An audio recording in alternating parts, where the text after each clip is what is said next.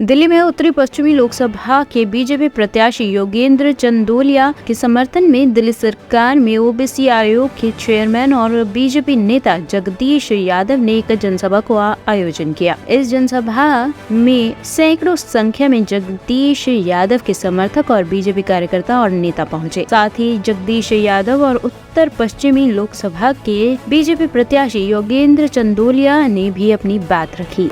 आज आशीर्वाद सभा किस तरीके से लोगों का प्यार आपको मिला है, वो तो आपने देखी होगी सभा, इतनी बड़ी संख्या में यहाँ पर जो कार्यकर्ता थे, आरडब्ल्यू के लोग थे, एनजीओ के लोग थे, और उससे अंदाज़ा लगा लेना चाहिए कि दिल्ली के अंदर पूरे देश में मोदी जी की हवा है और दिल्ली के अंदर भी 7 सीटें भारतीय जनता पार्टी बड़े मार्जिन से जीतती जा रही है। क्या कहेंगे जिस तरीके से लगातार इंडिया गठबंधन की चुनौती कैसे आपने इंडिया गठबंधन को किस तरीके से चुनौती दी? कहाँ इंडिया गठबंधन बताओ, कहीं समझौता है उनका? तो ममता दीदी से समझौता है क्या उनका? कहाँ अभी तो लड़ रहे हैं आपस में, वो चुनाव भी हो जाएंगे, वो लड़ते रहेंगे। 5 लाख का आपने यहाँ से आह्वान किया है, क्या लगता है कितना आसान होगा? ये तो इस नॉर्थ वेस्ट की लोकसभा ने तो पहले 5 लाख एक्सेप्ट किया हुआ है, अभी तो मैंने 5 ही बोला है, तो जनता तय करेगी 5 होगा या 7 होगा। तो योगेंद्र जी, आज जो है सामूहिक उपवास जो है आम आदमी पार्टी के कार्यकर्ता और तमाम लोगों ने रखा, क्या लगता है इस बार कितना असर पड़ सकता है चुनाव पर? देखिए, आम आदमी पार्टी की मुझे लगता है कि वो बुद्धिहीन हो गए हैं। उनको उनके कार्यकर्ताओं को उपवास रखना चाहिए अरविंद केजरीवाल के घर पे जाकर, उनकी पत्नी के सामने। ईडी की बात वो करते थे, हाई कोर्ट में अरविंद केजरीवाल ने कहा है कि विजय नायर से मैं नहीं, सौरभ भारद्वाज और आतिशी मिलती थी। उसके बाद भी कुछ बचता है क्या उपवास रखने का? उनमें दम नहीं है कि वो उस टाइम पकड़ लेना चाहिए था उनको कि हमारा नाम ले रहे हैं। वो ब्लैकमेल कर रहे हैं लोगों को केवल अपनी पत्नी को मुख्यमंत्री बनाने के लिए। जो आदमी अपने बच्चों की झूठी कसम खा सकता है, अब वो अपनी पत्नी को मुख्यमंत्री बनाना चाहता है, इसके लिए जैसा मर्जी ड्रामा करता रहे, कोई उसको सुनने वाला नहीं है। जगदीश यादव जी, आज जो जनसभा उत्तर पश्चिमी प्रत्याशी बीजेपी के योगेंद्र चंदोलिया जी के समर्थन में आपने रखी, कहीं ना कहीं इस जनसभा के माध्यम से आपकी ताकत भी दिखी, क्या कहेंगे इसको लेकर के? जनसभा नहीं थी, ये कार्यकर्ता बुलाए गए थे और ये मेरी ताकत नहीं थी।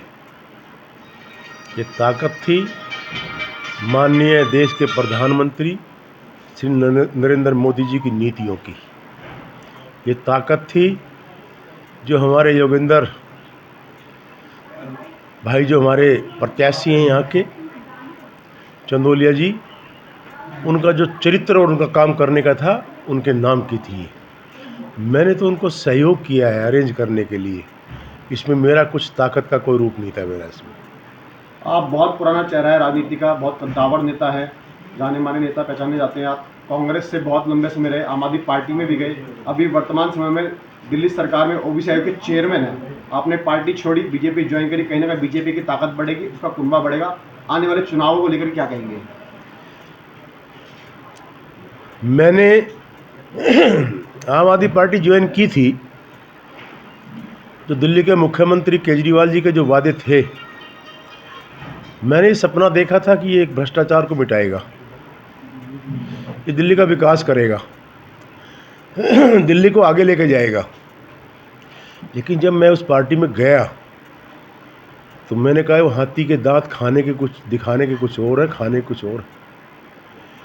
बाहर पब्लिक के अंदर इनका चेहरा कुछ और है और अंदर कुछ और है।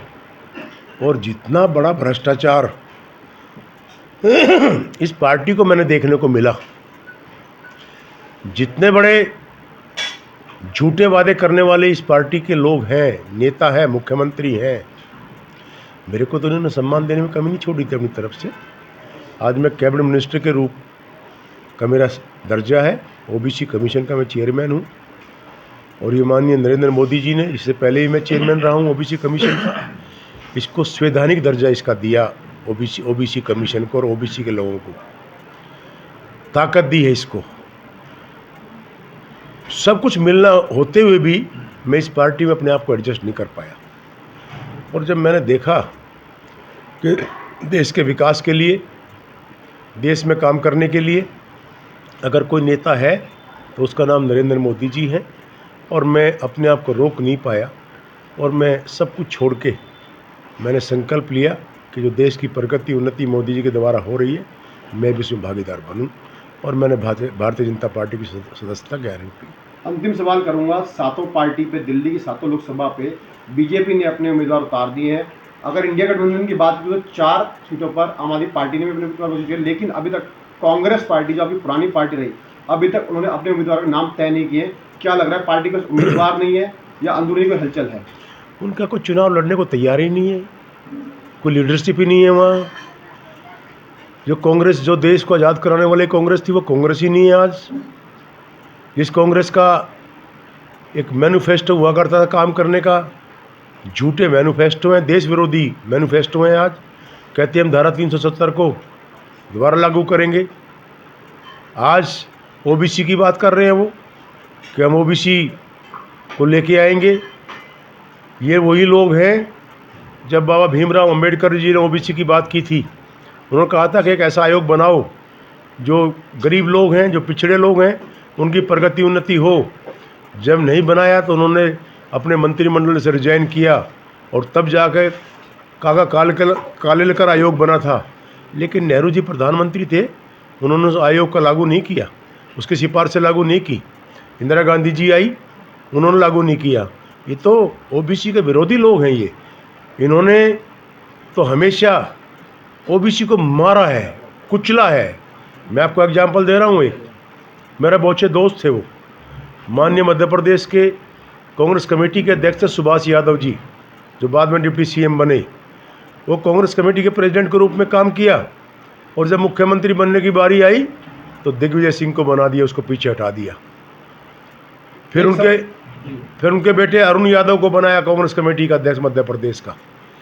फिर जब सीएम बनने की बारी, उसको पीछे हटा दिया, कमलनाथ जी को बना दिया। आज अगर ओबीसी का, अगर आज गरीब का कोई नेता है, उनके बारे में सोचता है, उस नेता का नाम आदरणीय नरेंद्र मोदी जी का है। मध्य प्रदेश में यादवों की बहुत बड़ी संख्या नहीं है, मात्र 5% भी लोग वहाँ यादव नहीं है। लेकिन आज यादवों का जो सम्मान दिया, ओबीसी को जो सम्मान दिया, गरीब को जो सम्मान दिया, मोहन यादव जी को जब मुख्यमंत्री बनाया वो सम्मान दिया, नायब सैनी जी को मुख्यमंत्री बनाया, ओबीसी को वो सम्मान दिया। ये तो दुश्मन है, ये कांग्रेस तो झूठे वादे हैं इनके, ओबीसी की दुश्मन है ये। एक सवाल आपसे और करूंगा अंतिम से 2 शब्दों में। उत्तर पश्चिमी लोकसभा से ऐसी अटकलें लगाई जा रही कि कांग्रेस पार्टी उदित राज को उतार सकती है। क्या लग रहा है कि टक्कर दे पाएंगे योगेंद्र चंदोलिया जी को?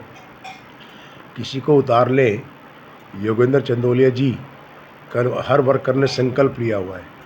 ये मेरा कहना नहीं है, ये हर वर्कर का ये संकल्प है, उनका ये एक वादा है कि हम योगेंद्र चंदोलिया जी को 10 लाख से जिताकर भेजेंगे। ये हमारे एक एक कार्यकर्ता का संकल्प है, ये मेरा नहीं है। टॉप स्टोरी ब्यूरो के लिए दिल्ली से हेमंत कुमार की रिपोर्ट।